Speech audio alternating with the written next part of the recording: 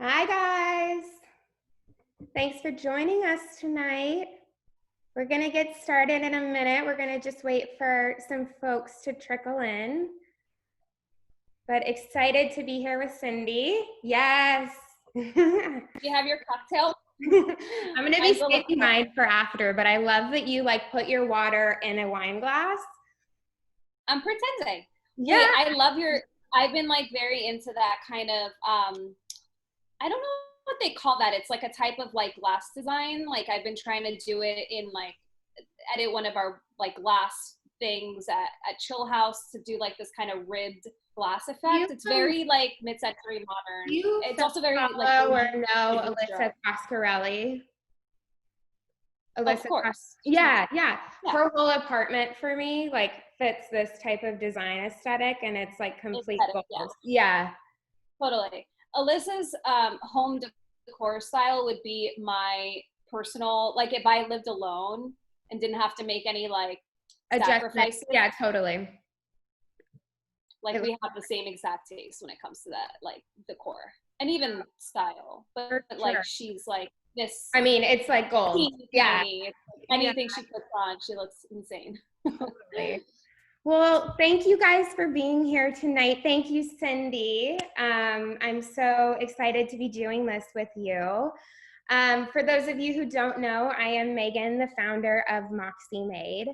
Our mission at MoxxieMade is to provide women resources to community, to mentorship, and to embrace soul growth, all with the lens to really encourage you to step into the woman that you want to be. All success is really an inside job first and foremost. And so with everything that we do, we really want to spark professional, personal, and spiritual growth and development. And really at the heart of MoxxieMade is our community. And so I'd love to really kick off the night by having all of everyone joining us here tonight. I would love for you guys to go into the chat box and actually say hello, let us know where you're joining from. I feel like we're going to have a lot of people representing from the city, but yeah, let us know. And just make sure that it's set to everyone when you're responding. So cool. We have Adriana from Phoenix. Amazing. Cyndi. Marky from Detroit. Yeah. Liv. Cool. From the Adirondacks. So nice. Oh my gosh. New York. Love it. Where's PPD? Yeah. Hey, Gabs. Hi, guys. How cute is Australia. Oh my gosh, Australia. Providence. And they're obsessed with Chillhouse. I love it. Yes, thank you. New York. San Francisco. Amazing. Cool. Thank you guys. Kentucky. Love it. For sure. Yeah, thank you guys for being here tonight. It's it's always important when we're meeting digitally to remember that there's actually humans on the other side of these digital screens, and then we're all coming here tonight with the same intention. So excited. And thank you, Cyndi. I feel like it's a full circle moment because you have been someone that's been a supporter of MoxxieMade since the beginning. You know, we highlighted you at our second event ever, which is so wild now that we're 18 events in. And it just feels really nice to have you here tonight. And I know I was mentioning this to you before the call, but as an entrepreneur going through early entrepreneur, my first business, and going and navigating through all of these changes, in the beginning, it felt so isolating, and something that gave me personally a lot of hope, and I really want you to take this in, is the way that you are just being so authentic and vocal about navigating these changes. And it just made me realize okay, Cyndi is someone I look up to as a businesswoman. And if she's having to navigate this, I'm not alone. And so, really thank you for that.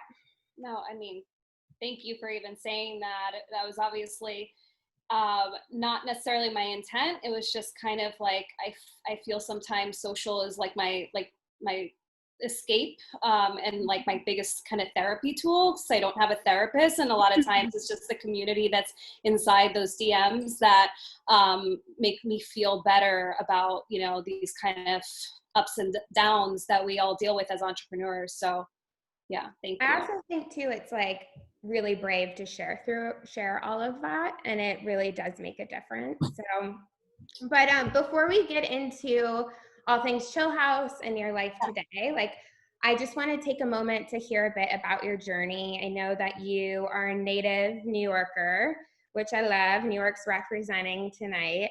And you've had a bit of a windy career. So tell us a bit about that.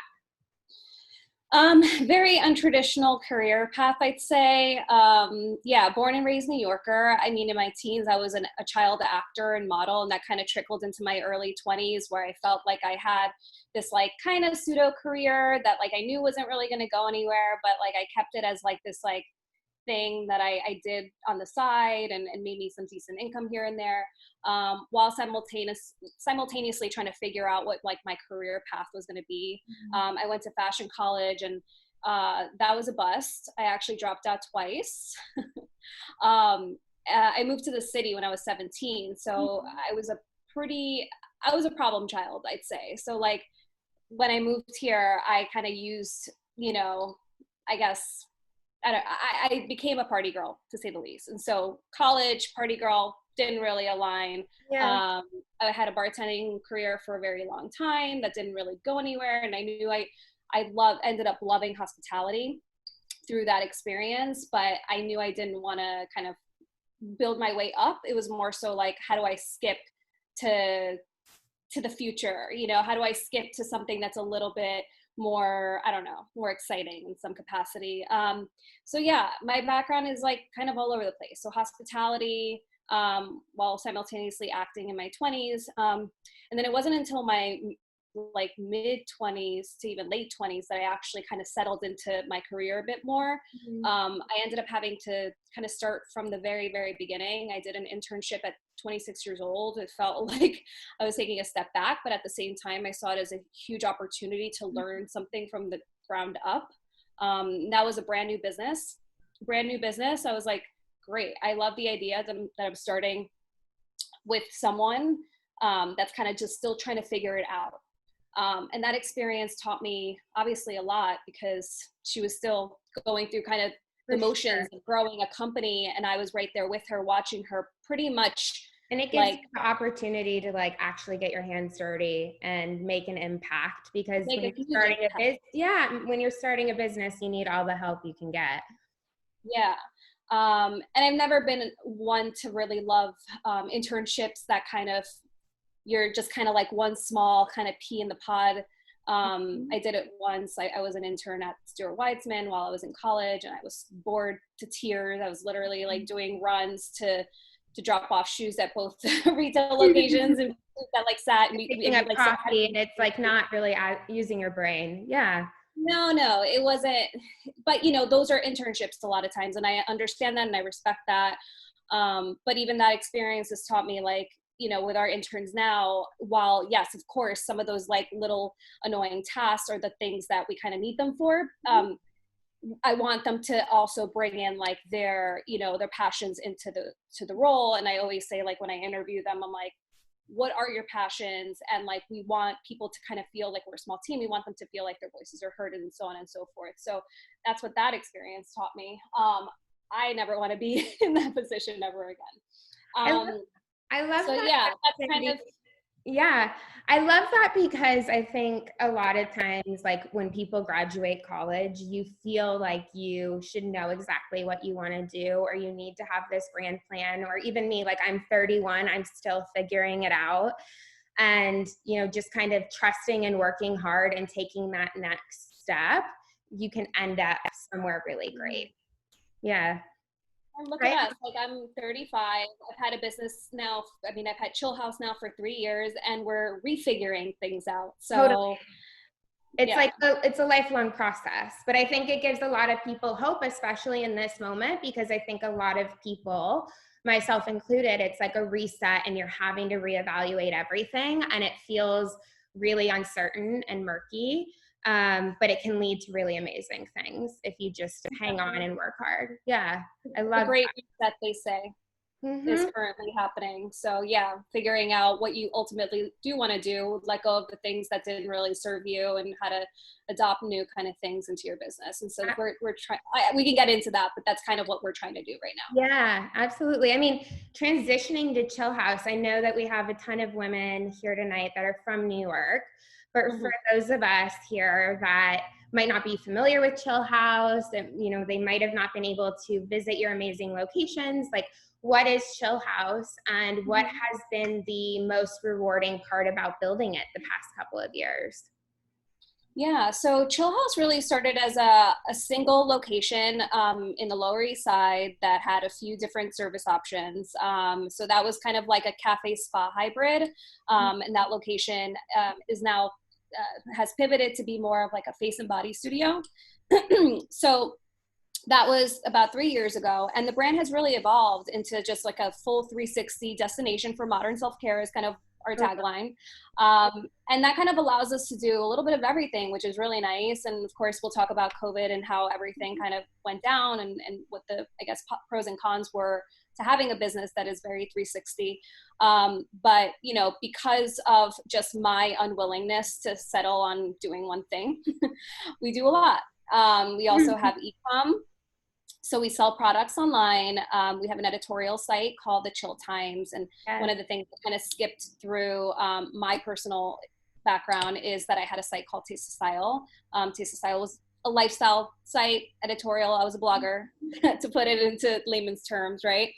And I pivoted that site to actually be our editorial site for the Chill Times. So it went from being all about food and style and all sorts of really fun stuff that I still love, to being mostly centered around wellness, self-care, and everything in the lifestyle category that revolves around getting you to a better place of well-being. So we have that, and other fun things in between, I'd say. We do a lot of brand partnerships through, because we have a strong editorial background, and because we have an audience, a community of over 100,000 followers. And so but it's really all about, bringing chill to everyone. And how do we, I know we can't open up in every single city. That's really hard. And, we've had ambitious, I guess, dreams and plans. And of course, now those are all on hold.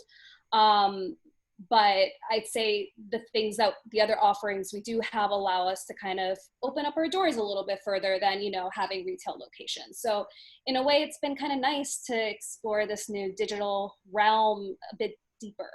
I know, right? It's like the silver lining in the pivot to diversify. And I think something that you've done amazing with Chillhouse already before COVID was diversifying your offerings and creating that 360 experience. I think really has served your business so well.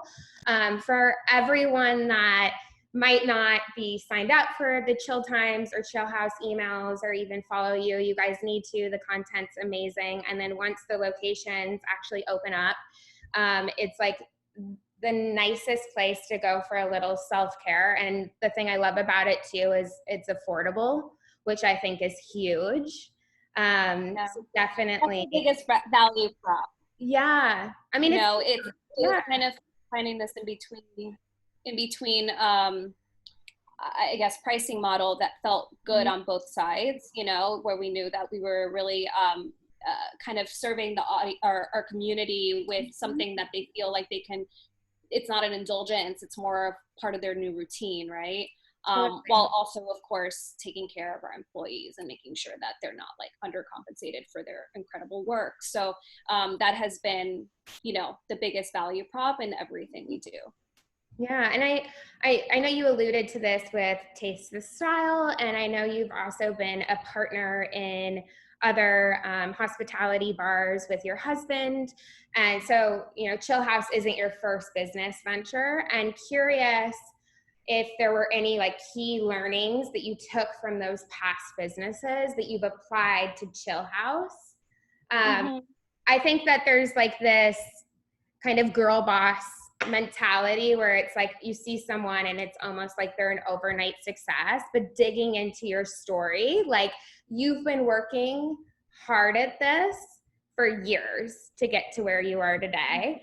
And telling a bit of that tale is actually really encouraging to people that are just starting out in the thick of it and feeling maybe like it's not going as quickly as they'd like you've been working at this a while. So what were some of those like things that you applied that have made Chillhouse like such a big cult favorite, I feel like, so quickly, and a seemingly overnight success, if you will?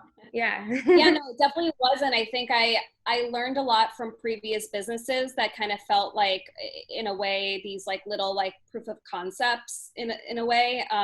So after I left that full-time job, that internship ended up turning into a full-time job that really taught me a lot and taught me a lot about my strengths and my weaknesses. And based on my strengths, I kind of started businesses off of that, and had opportunities kind of fall on my lap because of that. So I had an agency at one point, an influencer agency, if you can believe it, like way before like influencers were even a thing.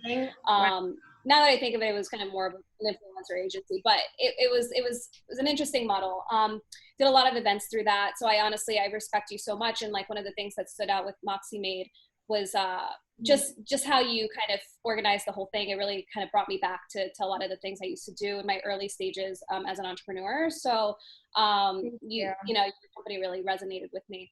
But I also had a skincare brand at one point that like know that flopped. Yeah, it was like I try to bury it. It was one of these things that just feels amateur to me now. Yeah. But at the time, it felt really exciting because we had the product sitting on like the shelves of Urban Outfitters, and I was like, this was like my first like product. I was like, wow, like I mean, that is a big deal though, to have a product and get it in big retailers. Yeah, exactly. It was like a weekend to us launching. We reached out, so we felt like an overnight success there, and then we kind of slowly fizzled out after that. So I mean, I learned a lot through trial and error. Really, it's kind of that simple. Just like figuring out what my strengths are and what they clearly weren't. Simultaneously, my husband was opening up some bars in New York. And again, I love that lifestyle. I mean, I am like, I can sit in a bar and restaurant all day long and kind of like, I miss it so much. I can't. Oh my God. Yeah.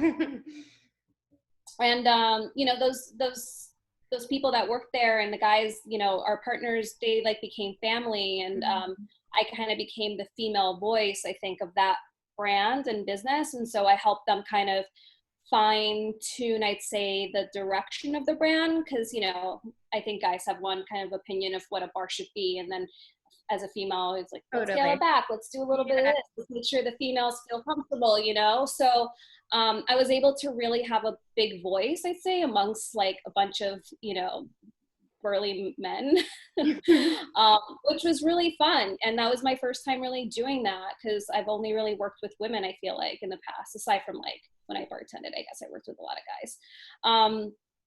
So I'd say, yeah, just a lot of trial and error, like finding my strength through, participating in different ways in these businesses, or I guess like having a specific role that I kind of gravitated to within all of these companies that I was building, I'd say. And then from there, I just kind of applied a lot of those learnings and strengths into, building Chillhouse. I definitely leaned more in the beginning on like being a brand builder and a community builder and partnerships like that. You've done all of those things like so incredibly well. Yeah. Because I found that those were my strengths, right? And then while I'm learning a lot, even now, like a lot more about the operations side of things, I kind of leaned on my husband for that. So really it was like just knowing what truly filled me as an entrepreneur and like kind of focusing on that and letting my husband really take the lead on the other things that I know he excels at. Yeah. I mean, like some of the key takeaways that I'm hearing that resonate with me are like all of those seemingly random trial and errors are actually like connecting the dots to help you get even more clear on like what you want to create and what's going to be bringing, like marrying your gifts with your career, which I think like ultimately that's what we want to do and create, of healthy living from it and add value to other people. So, just stick with it. If you guys are in the thick of it, trying to figure out what you want to do, just follow that curiosity. And I think also there's something to be said about leaning into your strengths. I feel like a lot of times people kind of take their strengths for granted versus leaning into them and making, allowing that to be what really makes them uniquely shine. I know that's something like for me, as I'm growing an entrepreneur, like I'm just getting more comfortable being like, okay, I'm not going to be everything to everyone, but this is what I am and this is what I bring to the table. And there's like a lot of value in that. Absolutely. Well said. Yeah. So I know like life has been really intense the last 2 months for everyone navigating this with all of our different experiences. But Cyndi, like you have handled this with a lot of grace. And again, like a really big inspiration for me, because I know that for you, like you've had to shut down your locations. You've had changes with staffing. Your husband and you are partners in the hospitality industry.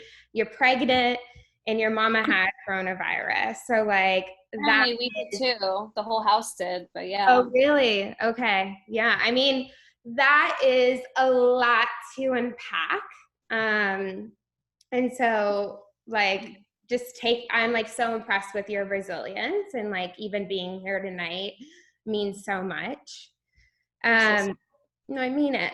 And in hard moments, I feel like it's always important to kind of embrace our emotions, sit with the feelings, act on what you can control, but it also like learn from what you can from those difficult experiences. And so curious, what like key insights have you learned about yourself right now, just personally, before we even get into the business piece? I guess, yes, the resilience part of things. I've always, one of the things my husband kind of commends me for a lot of times, and sometimes actually says that it's not a good thing, but it's my, when we're fighting, he's like, how can you move on so quickly? But that is a personality trait that I actually think of as a positive thing. I am very reactive. I've learned how to kind of scale it back, take a moment, and really sit with my thoughts, and then react based on just how much of an urge I have to really like lean into that feeling and really like I feel like part of passionate is like you feel it, you know. Totally. But because of that, I mean, that I guess paired with what happened, I was able to really bounce back. Like, you know, I had like crazy moments of anxiety, depression, you know, just streams of tears that were uncontrollable. Gabby can attest. Like I had to call her like twice one day because I couldn't stop crying. But the next day I bounced back pretty quickly. And so that's always been something that I feel very lucky and fortunate to have innately in me. I think it's something that my mom probably somehow I picked that up from her. She's always just been like, you know, on to the next sort of thing. A line of strong women. Yeah. Yeah. I don't know if it could be a Latina thing too, of course. Right.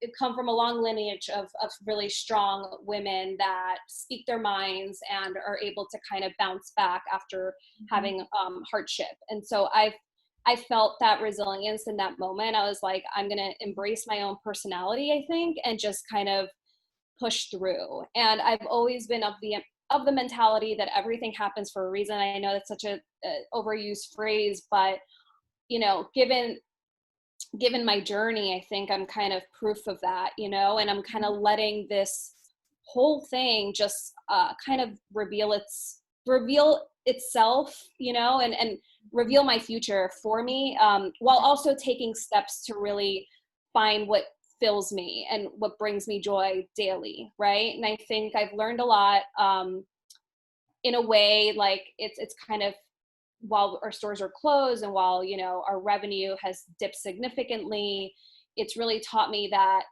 a lot of the baggage that came with the stores, a lot of the baggage that came with this kind of mentality of just like, go, go, go, actually put me in a really stressed out state, an anxious state repeatedly.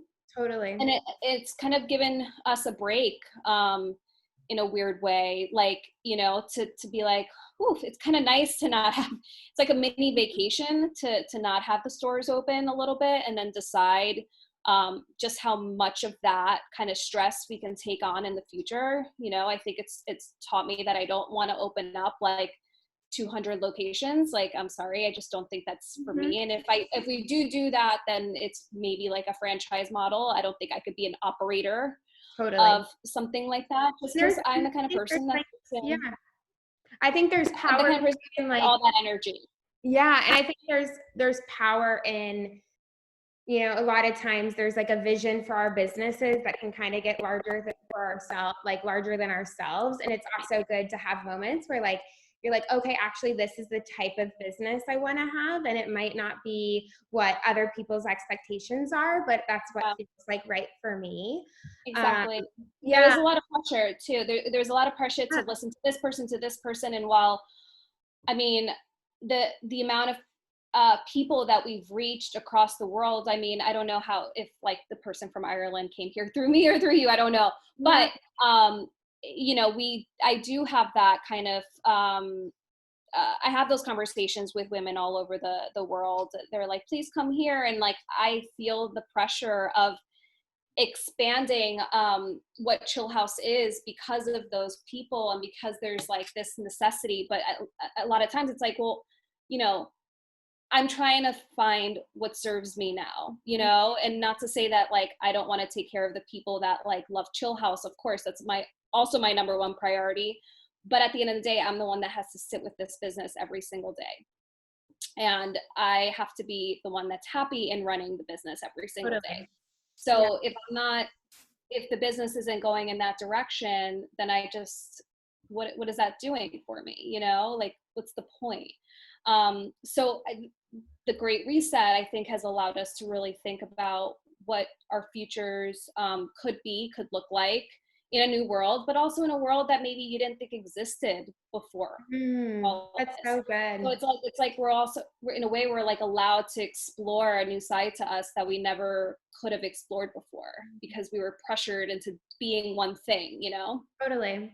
How did you, like, I know for me personally, when Corona hit, the first 2 weeks were like really paralyzing. Like, my brain was just, you know, the anxiety that you felt, like that's where my brain was. And just, I know that it's scientifically proven that like anxiety and fear-based thinking is in conflict with creative thinking. And everything that you're saying now is that you really, like, it sounds like, embrace this mindset of, okay, let me control what I can, let me surrender what I can't, and let me use this open space to think differently. And, you know, how did that mentality shift happen for you? And like, do you have any tips for women who might be business owners, or even just, you know, in a transition career-wise, of like, to reframe, to kind of look at it as an opportunity for evaluating what you might really want, what's not serving you with the way you were living before? For me, okay, so in the very beginning, maybe I could just like kind of walk you through my mind frame a little bit in the very beginning, just because, you know, I think we've also heard the word like this great equalizer, I think, when it comes to businesses, right? That expression. And at the very beginning, I was like, that's not true. Like, there's no way. Like, small businesses are way more affected. You know, we have to deal with closing our doors and having zero knowing, like nothing about what's going to happen later on, whatever, so on and so forth. And then, you know, I started looking at other founders that were like seemingly way more successful than me, that had raised like millions and millions of dollars in venture capital, and like had these like fancy kind of, you know, I don't know, they were like on the front pages of Fast Company and Fortune, like female entrepreneurs, female founders that like I kind of aspire to, that are in the same situation as me. And I was like, wow, that is that's very telling, you know, that we just can't predict what could happen. There's no way to predict, there's no way to model out 5 years out and be 100% certain that that's what's going to really, like, you know, be your future. And that kind of made me feel a little more settled in a way that, like, gave me some weird comfort, knowing that, like, even the people that seem the most ready, the most prepared, the most everything are having probably the hardest time, some of the hardest time. So just knowing that made me feel a lot better and allowed me to kind of push forward with having like baby stepping my way, I guess, through this, you know, knowing, okay, like, it's going to take us a long time to get back to our regular numbers. So what can we do in the meantime to baby step our way to kind of just sustain? Yeah. So if that's just something that you're looking for right now, I know with you, like, you can't do events right now. What's something that you can do to just sustain yourself for a little bit? Like, you're hosting these, like, you may not make, you know, the sponsorship dollars you did or your ticket sales, but you have something to keep you motivated and to keep you projecting forward. So I'd say, like, that's probably it. It's just Yeah. baby stepping your way through this process until we get back to a normal state. It's not like we shouldn't have so much or put so much pressure on ourselves to be like revolutionizing, you know, how people interact now. Like, cool if, like, you have the energy to kind of innovate and do something wildly different. But I mean, the chances are of you doing something that's completely new and fresh to everyone is going to be hard, you know, because we're all kind of competing for the same eyeballs digitally. We're all competing for likes, for comments, you know, for transactions online and things of that nature. So I'd say, like, baby step your way through, and definitely know that, like, things will kind of come back to their normal state slowly but surely. And maybe throughout the process, you find something that, again, serves you, that you lean in on, you know. But I think it's going through these small little motions of figuring out what may work for you that, you know, can maybe lead to something more. I love that because it feels like a much kinder approach to navigate this. Mm-hmm. Like, still action forward, but at the same time, like, releasing a bit of that pressure that I feel like, you know, I had a small business support event, and Rachel Krupa had this phrase that she said was like, we stress because we care. And so it's in our natural tendency as business owners to care or to stress because we just care, but navigating that and releasing some of that pressure, especially when we're feeling it from all angles, really resonates. I know we have pressure on us right now in some capacity, but we also have zero pressure. It's like, it's internal pressure, I think, right now more than anything, because I don't think expectations of any business are high. No. Yeah, not at this moment. Even for very understanding, and for companies that have amazing advisors and resources and multiple people working on it. Yeah, everyone's in it together. Mm-hmm. Something that I think, like, everyone here tonight will absolutely agree with is that the brand that you've built with Chillhouse is phenomenal. And it's like such a strength of yours. I know you have a Skillshare course on brand building, but I do feel like owned communication is one of those elements within a business that is more within your control at this moment. Right. And so what are some of your top tips in terms of, like, cultivating a really strong brand presence, especially, you know, in this moment? I think you know, finding something that really resonates with people, identifying what that could be for your company. I think some of the better brands of the world have always had a really strong point of view and have kind of transcended their message past their products and past their services, and, you know, have a larger message than what they're selling. So that's, like, kind of, I think, brand building 101 is just knowing what's your why, right? And, like, your why is what's your purpose? Like, why are you so driven to start this company? Why was it so needed? And why are you the right person to actually run it? So that's the biggest thing. And like, while a lot of businesses don't put the founder face forward, I think there are ways to do it where if you don't want to be the face of the company, you can certainly do it through just like really strong storytelling.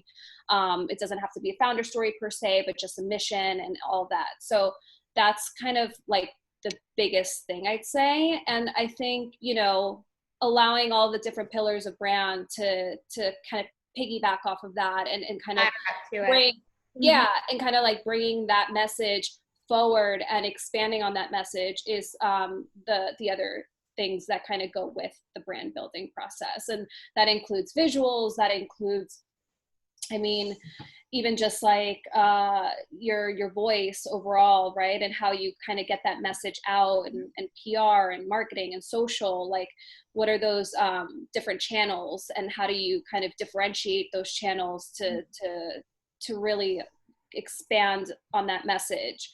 But yeah, I'd say it really starts with just having a mission bigger than just what you're selling.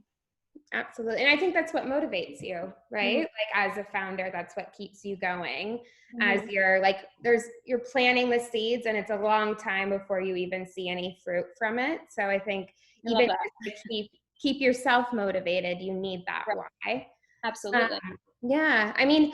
I know there's so much to talk business wise, but at MoxxieMade, we also want to touch on the personal as well, because I think it's, that wisdom as well that really sparks that internal growth. And an emotion that a lot of people are feeling right now is grief.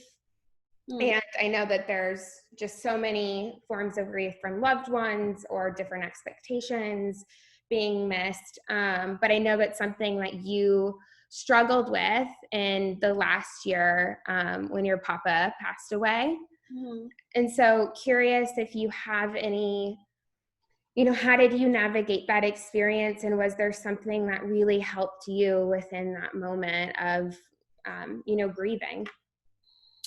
That's a good question. I think there's a big difference between grief or dealing with grief and dealing with tragedy.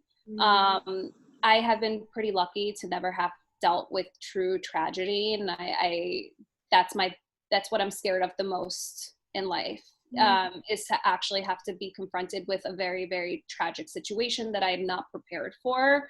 So with my dad, thank you for asking. That's such a sweet question. We were bracing ourselves, we had the opportunity to say bye. We had the time to really sit with that outcome for months. And because of that, I was able to grieve slowly. And I think what kind of got, I guess, like bring it back to now, this grief, this was kind of like a great tragedy, but like, thank God it was just my business, right? And that's what I kept telling myself. It was just my business. It's just money. It's not family. It's not anything else. And everything is going to be okay. If that's all that's tragic, is that your business is closed and that your business is like up in flames. Because, my family was fine. My mom, she got COVID and we all ended up having it. Like we didn't get tested, but we got the antibodies test and hey, I had positive, whatever that means. I don't fucking know. But yeah, that's all I, kept telling myself. I'm like, at the very least, my baby's healthy. My mom is okay. Like everyone that could be at risk is fine. And so the tragedy ended at a business. And as long as the tragedy is, controlled and could potentially, shift back, then I'm okay. And that's all that matters. So, yeah, I think I didn't grieve anything, because I didn't lose anything yet. So I was very lucky in that sense. And yeah, things felt tragic and scary, but slowly but surely, they started kind of bouncing back. And so it's an important reminder to like strip away to the basics of like fundamentals of like what really, really, really matters at the end of the day. and practicing gratitude with that when you can. Yeah. Something I find really admirable about you is your relationship with your partner. I know that at our event, like almost 2 years ago, Adam actually like came out to Brooklyn. He was like the only hubby to come out to Brooklyn to like support you, which was so sweet. And you guys seem to have just this like really solid relationship. And you've been together, how long have you been together for? 10 years in October. Get out. That's a Yeah. big deal. Yeah, Nate and I are going on 8, and I'm like, I pinch myself. I'm like, how has it flown by? I And don't know. I know you guys are business partners too. Yep. Mm-hmm. So like, what is one of your pieces of advice, like keys to like a really long lasting relationship? Because you guys are definitely very expansive, I feel like. I think, thank you. I've just always been obsessed with him. He teaches me so much. He's always been my number one motivator, I'd say. If to know Adam is to love him, he's like that kind of guy. And so for me, it's been really, really easy to work with him. Of course, it has its like, trust me, we get into pretty crazy fights sometimes. But knowing that I have someone that always has my back, I think has been the biggest help. Was your question about like being with a partner for a long time, or just just like a key, like relationship? something you feel like helps a long lasting relationship continue? 10 I years think isn't a great I think learning from each other is the biggest thing, and keeping each other inspired is the number one thing. I can't imagine being in a relationship where I like watched him being lazy all day, or him watch me be lazy all day. Like, that's not it. You're saying we're expansive, it's because we're expansive to one another, you know. He expands me to be better, and I think I do the same to him too, you know. He picks up a lot of the good things that my good personality traits, and I pick up some of the good personality traits that he has. And I think because of that, we're a good match, and we, you know, hold ourselves each other accountable, and it kind of keeps our hopeful success, you know, alive, and all of that. So I'd say that's the biggest thing, is just finding someone that motivates you more than you can motivate yourself. I think has been my saving grace. I love that. I know that you guys are going to be parents really soon, which is so exciting, come July. I know. And I know, it's wild, I bet. And it's your first baby too. Still doesn't feel real. And so I know a few of our community members like wrote in specifically wanting to know this. But in February, we did an event on mental health and our fertility journeys. And like a key insight for me was, it's a massive change that you're like embarking on, and society really doesn't give women this space to really be supported in that journey. And so curious, like, what is your plan in terms of balancing being a new mama with a business that is definitely going through a lot of transitions? And, you know, I'm personally, like, Nate and I are probably going to be embarking on that in like a year or two. And it's already something I'm trying to figure out mentally, of like, what's that balance? Because your business is also your baby. Yeah. Yeah. Absolutely. Being very open and honest with your expectations throughout the process, I'd say, is the biggest tip for any mamas to be, or anybody that is thinking about it. I was very frustrated the other day, and I abruptly sent a text to all of Adam's business partners and our like head of stores, and everyone that basically has some sort of I guess, say as to how things operate in all the businesses. I was like, guys, we need to figure out how to get things from point A to point B without counting on Adam and I. We're about to have a baby. We're going to have a car seat, you know? So it's like knowing, I like to anticipate how I'm going to feel in a situation before I arrive to that situation. And I already know what kind of mom I'm going to be. Like, I already know like how stressed I'm going to be the first month, and I just don't need the pressure of feeling guilty that I'm not present, or that my team may be slacking because I or not slacking or can't get things done because I can't answer. So you don't want to be like the bottleneck. Yeah. Yeah, I don't want to be that for people. So I'm kind of just saying like, hey, just figure this out now so we don't have to stress out about it later.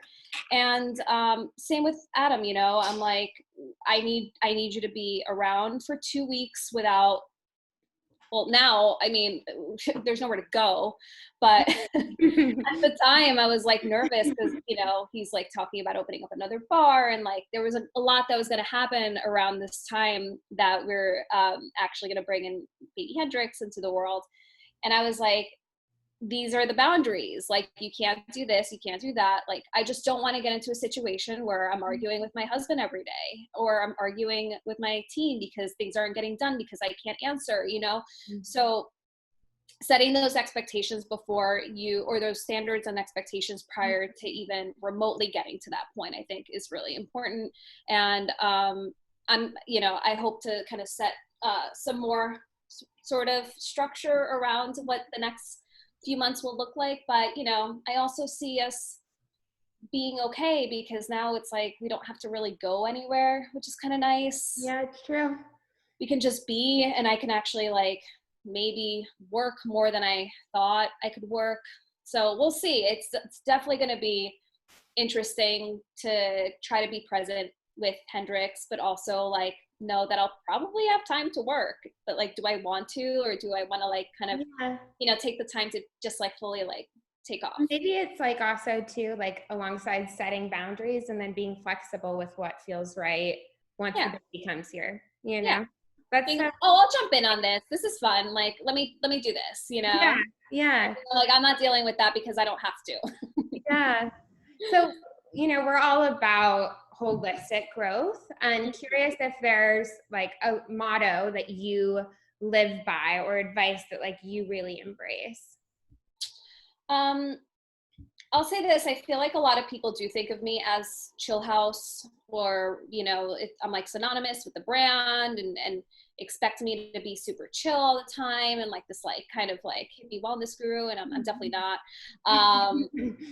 I think throughout what you do with your business, obviously it has to come authentically from you. I'd say your number one thing, the number one thing that your business should represent is kind of like an extension of you. Like, it should come because the business should start because you actually are like the best possible consumer for that company, right?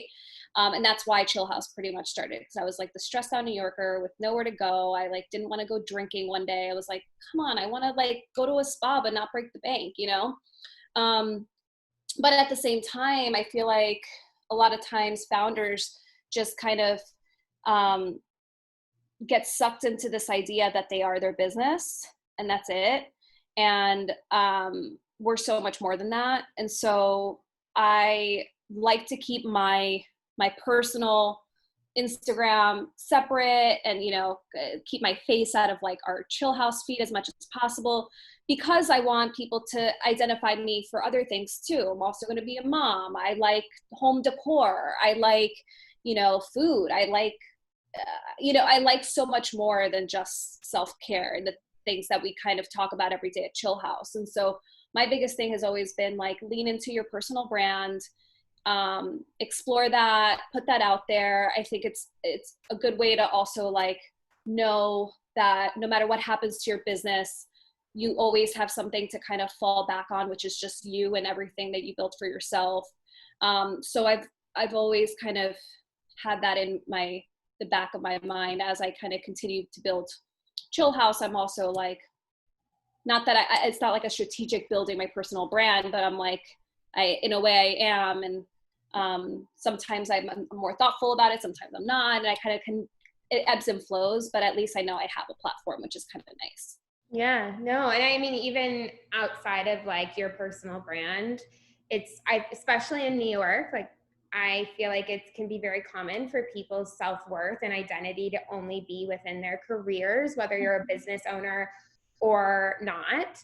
So it's so healthy to like be able to separate that a bit, especially when things unpredicted come up. And yeah. So my last question before we go into Q&A is, You know, at MoxxieMade, a big value of ours is courage, because we believe that courageousness is really what you need to step beyond self-limiting beliefs and really embrace the woman that you want to become. And it can be something small or big, but what's something that has been really expansive for you that you've done for yourself in the last 8 weeks? So one thing I don't know. I think I've done a lot for myself. I mean, it sounds like it's for Hendrix, but it's actually for me. Just like nesting, really, and like I've had to say no to a lot of things. I like put something out on Instagram, I think the other day, or I know the other day, saying like, our apartment's kind of narrow. You know, it's my dream apartment. We have 2 bedrooms in the West Village, which is kind of like unheard of. But you know, it comes with its negatives. Like, it's very narrow. We, you know, anytime we open the door, we like hit a chair.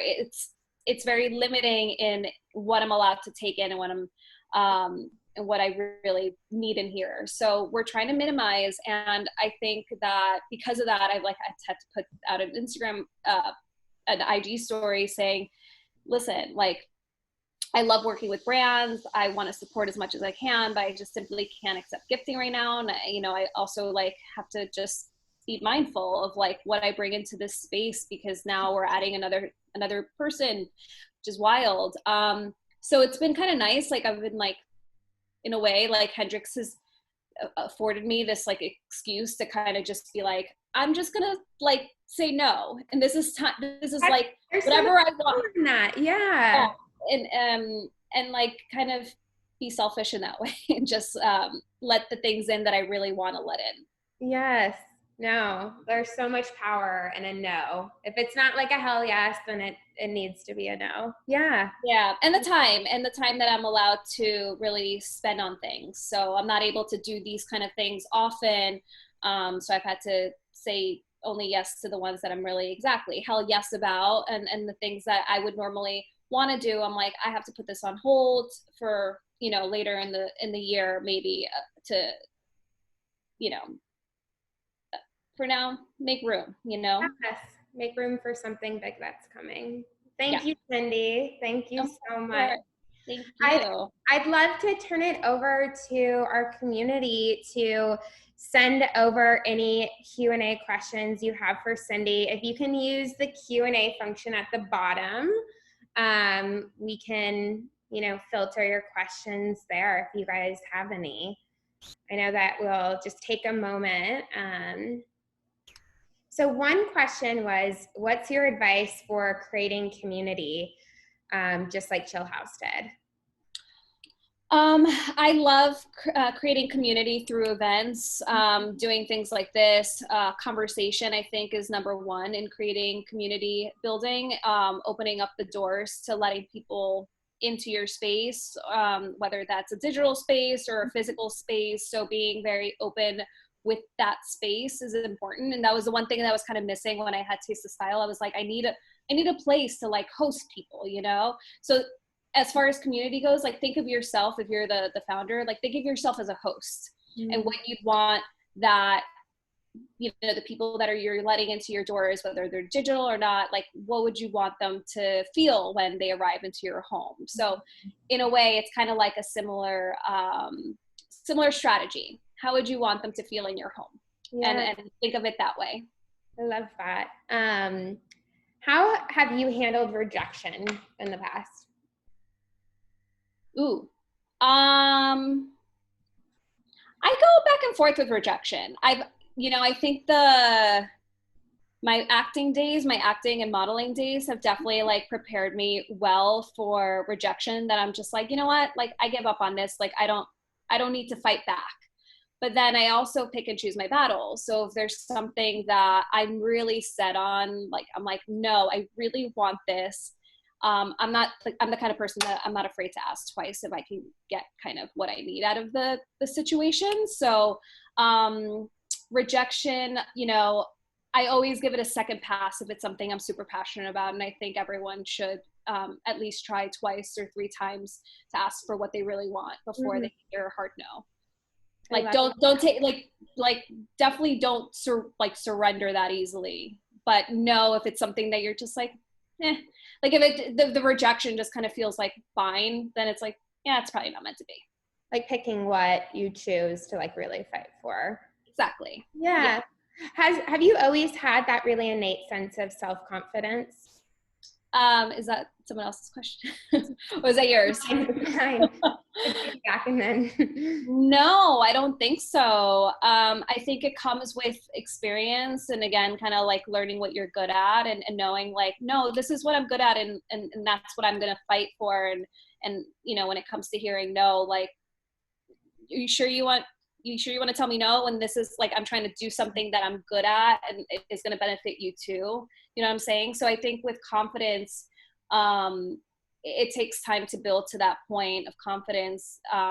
You know, I don't know what I'm saying anymore, but no, I love that. It's like, I think there's a misconception that confidence is something people are born with, but actually it's something you can grow into over time. And the more, it's like a muscle you practice. It's a muscle. Yeah. Like, yeah. Talks, like, you know, I was scared shitless the first time I did anything remotely like this. And then eventually you just like, don't care. I'm like, I don't even want to know the questions before I used to like hunt down not the host, the moderator to get questions before. Now I'm just like, whatever, that kind of thing. I think like everything you said, exactly. It's a muscle. So confidence takes practice a lot of times. Could you talk a little bit more about the financial aspect of starting your business? Like, did you guys fundraise? Yeah. Did you make a business plan? And kind of where you are now with that? Yes and yes. We fundraised to open up the first store. So very simple kind of model, kind of like a single brick and mortar model. Friends and family, small-ish raise, checks from 10,000 to 50 sort of was like the average. So a lot of conversations to get that 10 grand, you know. It wasn't easy, but luckily we did have a small track record prior to Chillhouse of having a couple of successful bars. So that definitely helped. You know, we had a few of those investors invest in Chillhouse. And then I actually expanded it to a lot of my female friends that I knew were looking to make some really interesting investments. They were at like a pivotal kind of point in their careers. So I lucked out, and I actually reached out to some ladies that I was surprised that they were looking to invest, and they said yes. So I actually have some of my favorite entrepreneurs as investors of Chillhouse, and I'm really proud of the angels that we have. Yeah, and a huge like vote of confidence and belief in what you're building. So yeah, never be afraid to ask people for money. I think you never know where people are, and I think you can get a sense maybe based on like, you know, how their businesses are going or that kind of thing. But yeah, I've been so pleasantly surprised with how many people are actually like looking to invest. And this kind of piggybacks on that, but someone wants to know, like, what is your negotiation advice? Like, if, you know, whether it's a job interview or even just approaching someone for money, because we recently did a money panel, and like money is a topic that I feel like women typically feel very uncomfortable discussing. There's like a stat that women would rather talk about our death than talk about like the money we earn. And so, yeah, how would you approach negotiation in that way? I think like everything, just be smart about your worth. Understanding where you are in your career to actually stick to that kind of barometer of worth is really important, and make sure that you don't get offended if somebody is like taken back by your worth or like pleasantly surprised by your worth, you know. Because I think for me, I've had to go from like basically doing things for free to, you know, now kind of saying like, this is my worth, and like, how dare you, you know, even like come to me for that. So I guess as far as negotiation goes, like, yeah, I think it's always start a little higher than, you know, than you would probably say yes to. because the chances are somebody else is going to negotiate with you. And then if they just simply are like pretty dead set on it, then I think scaling back on what you're capable of doing for that budget, I think is always a easy kind of way to still work with people that you really want to work with, while also making sure that your worth is being valued. So like I've done that a lot with like brand partnerships. Like, sure, yeah, I understand like these times are tricky. Like I've taken deals for half of the amount that I would normally accept them for. And I've been like, but this is what I'm doing versus like 10 deliverables, you know, that's what I'm saying. So you know, that may not necessarily apply to like a full-time job, but, you know, saying like, this is what I normally am valued at. This is what I know, like I'm worth, but also like, I believe in your company. So let's see where it goes. Or maybe there are some other perks to the job that you kind of negotiate throughout the way. And I think just to like add to that, because before MoxxieMade, I was in a career for 7 years within advertising, like also quantifying like, okay, here's the value that I bring. Right. And here are like the results that I've been delivering or have delivered in the past. So Liv, who I also know you're friendly with because you met her at a MoxxieMade event. Is there anything you would have done differently over the past 3 months in hindsight? Anything differently I would have done in the past 3 months? You mean since COVID? I guess it has been 3 months.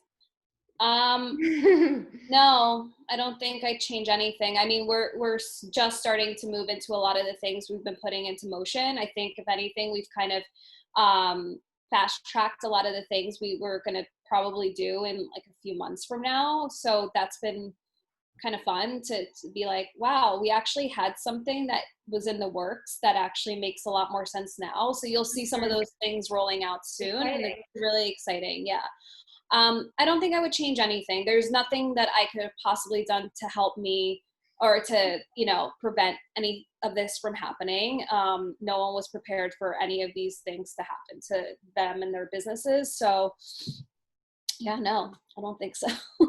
We're all doing the best we can, right? And I feel like given the circumstances, it's also so something that's helpful for me is like even those small wins that I've had, like taking a beat to pat myself on the back for them and like celebrate them because as a business owner or in your job or just, you know, life, like we're all navigating a lot. And so taking a moment to be like, okay, I'm doing the best that I can and that's enough. The small wins are everything. I got really excited because we launched, normally like merch is not something that necessarily like, you know, brings in a ton of revenue, but it's a fun project that we always have ongoing that like kind of elevates the brand and expands the brand and gets like, you know, our logo on people's like, you know, chests. And the sweatshirts that you are pushing out are so cute. Thank you. So that's something that we did, you know, we like put it out to our audience before we launched. And it was kind of like this crowdsourced thing. We had 2 different design options and we gave people the option to pick which one they liked the most. And then the one that they liked the most went into production. So that was something that we're like, let's do that because you know what, like, why are we going to put something out that no one's going to buy? So it was really exciting to actually like start rolling that out and seeing people like shop more than like normal, and they were like super excited, and I'm like, yay, but you did this too, you know? So it was something I love that you guys do is like you do utilize the community that you've built to kind of help crowdsource and involve them in those decisions like much earlier up in the process versus just pushing out like that final product. And I think that's like really incredible. Thank you. Yeah. So we have just one last thing. Thank you, Cyndi, so much for being here. This has been incredible. A tradition that we do at all of our events is we want to take a moment to celebrate our community. You guys have just as much worth as Cyndi and I, and we believe that courage has ripple effects. And so what I would love for everyone to do is to share a moment in the past 8 weeks that was really expansive for you. It doesn't matter if it feels big or small, as long as it was something that was really meaningful to you. And so I'll just let you guys take a moment to think of those. And put it in the chat? Yeah, and then put it in the chat so everyone can see, because I want to just take a moment to celebrate our courageous call outs for our community.